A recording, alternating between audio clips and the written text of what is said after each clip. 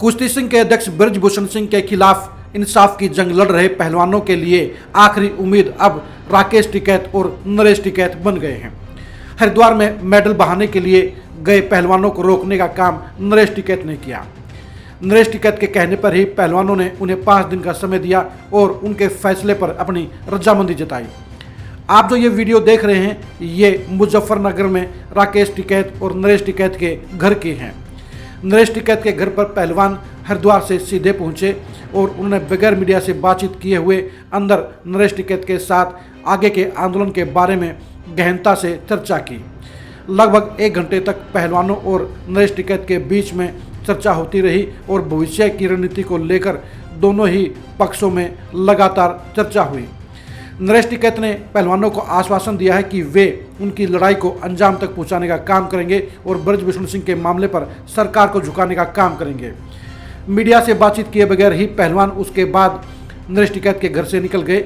नरेश टिकैत के घर पर पहलवानों के लिए पहले से ही भोजन का इंतजाम किया हुआ था, यानी हरिद्वार में ही ये तय हो गया था कि सारे पहलवान हरिद्वार से सीधे मुजफ्फरनगर में नरेश टिकैत के घर पर इकट्ठा होंगे और उसके बाद अगली कार्रवाई के लिए आपस में चिंतन करेंगे। पहलवान लगातार 3 महीने से जंतर मंतर के ऊपर इंसाफ की जंग लड़ रहे थे, लेकिन 28 मई को जंतर मंतर पर हुए विवाद और धक्का मुक्की के बाद पहलवानों को वहां से खदेड़ दिया गया। ऐसे में पहलवानों के पास अब कोई ऐसी जगह नहीं बची थी जिससे वो अपने आंदोलन को तेज कर सकें। दिल्ली में पुलिस की मंजूरी मिलने के बेहद कम आसार के चलते पहलवानों के खेमे में बड़ी मायूसी आ गई थी और इसलिए पहलवानों ने हरिद्वार में जाकर अपने मेडलों को बहाने का फैसला लिया। पहलवानों के खेमों में छाई मायूसी और हार के डर से जहां एक तरफ उनके हौसले लगातार नीचे गिर रहे थे, ऐसे में नरेश टिकैत उनके लिए एक नई उम्मीद की किरण बनकर सामने आए हैं। नरेश टिकैत ने हरिद्वार में पहुंचकर पहले पहलवानों को अपने मेडल नहीं बहाने के लिए रजामंद किया और उसके बाद उनकी लड़ाई लड़ने का जिम्मा अपने कंधों पर लिया। नरेश टिकैत की खापों के मामलों में एक बड़ी हस्ती हैं और उनका बड़ा रसूख है। आज सोरम में नरेश टिकैत ने पहलवानों के मुद्दे पर महापंचायत बुलाई हुई है और इस महापंचायत के आधार पर ही आगे की रणनीति आंदोलन को लेकर बनाई जाएगी।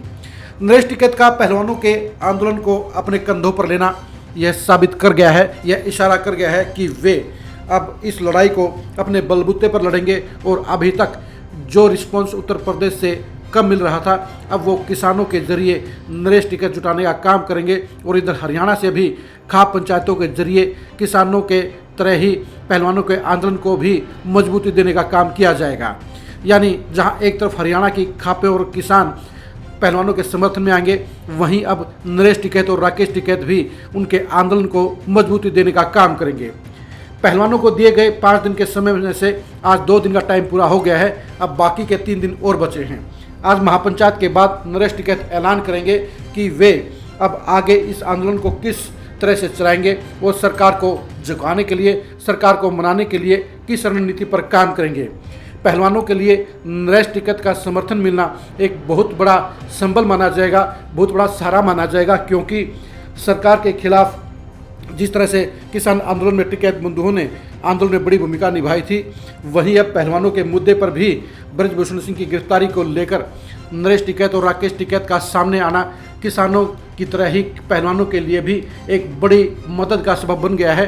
अब पहलवानों के आंदोलन को नई धार मिलती हुई नजर आएगी और अब दिल्ली को 3 तरफ से घेरने की बजाय चारों तरफ से घेरने का फैसला लिया जा सकता है, क्योंकि किसानों के तरह ही पहलवानों के आंदोलन को भी उत्तर प्रदेश, हरियाणा और पंजाब का ही सबसे ज़्यादा समर्थन है और इस समर्थन की धार और ताकत के बलबूते पर ही इस आंदोलन की आगामी रूपरेखा तय की जाएगी। पहलवानों के आंदोलन का जिम्मा अब पूरी तरह से नरेश टिकैत ने अपने कंधों पर ले लिया है। अब ऐसे में दोनों भाइयों की जोड़ी ही तय करेगी कि पहलवान इस आंदोलन में किस तरह से जीत हासिल करेंगे और किस तरह से सरकार को ब्रजभूषण सिंह की गिरफ्तारी करने के लिए मजबूर या रजामंद करने का काम करेंगे। नरेश टिकैत और राकेश टिकैत की रणनीति के ऊपर हमारी लगातार नज़र बनी रहेगी। किसानों के आंदोलन के लिए आप लगातार खरी खरी न्यूज़ के साथ जुड़े रहिए। नमस्कार।